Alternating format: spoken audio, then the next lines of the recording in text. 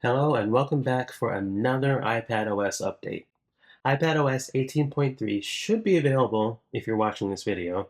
And folks, there's really not a lot here for new features, really nothing for new features. We have a few small improvements and bug fixes, but that's really about it. Hopefully there's some behind the scenes work being done for a more exciting 18.4 update that is supposed to bring some new Siri improvements. Regardless, let's go over the things that have changed in this update. So, after having to deal with a waitlist in the previous iPadOS releases, Apple apparently feels confident enough in what they have for Apple Intelligence to enable it by default if you're upgrading from an older version of iPadOS.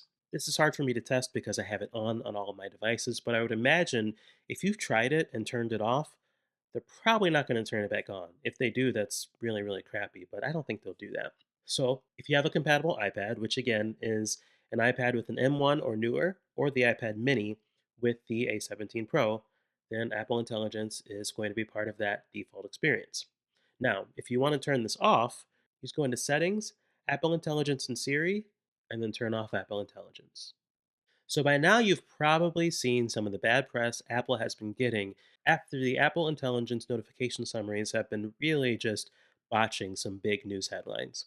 So as a result, in 18.3, they are disabling notification summaries for news and entertainment apps. Now, Apple says this is temporary, and after they make some improvements, they're going to re enable it. But for now, you won't be able to get those summaries. And based on the result, it's probably a good thing for right now as they continue to improve that feature. So, speaking of notification summaries, we have a couple of small improvements in 18.3.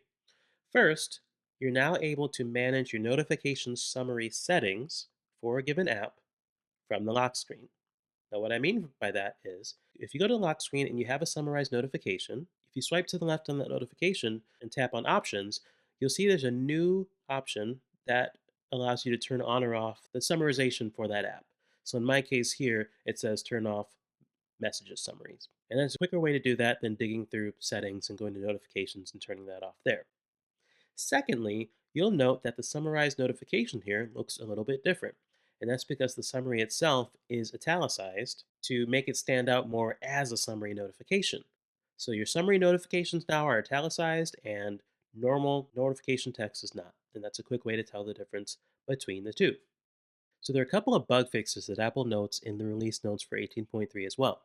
First is with the calculator app, and I'll admit I didn't know this was a bug or even an old behavior, but in the calculator app, when you complete a calculation, if you hit the equals button, it'll now perform that calculation again every time you hit the equals button. So if I do 9 times 7, I get 27, and then I hit equals again, it does 9 times 27, hit equals again, and it'll keep doing that over and over again. Apparently, this was a previous behavior that has now been restored.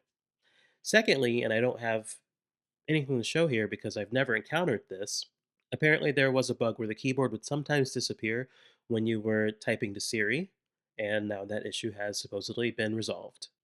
So, in terms of missing features that we were maybe expecting in iPadOS 18.3, what's not here so far is the promised support in HomeKit for robot vacuum cleaners. Apparently, some developers discovered some code in 18.3 that indicated it would be coming, but there's been no announcement from Apple. It's not mentioned in the release notes.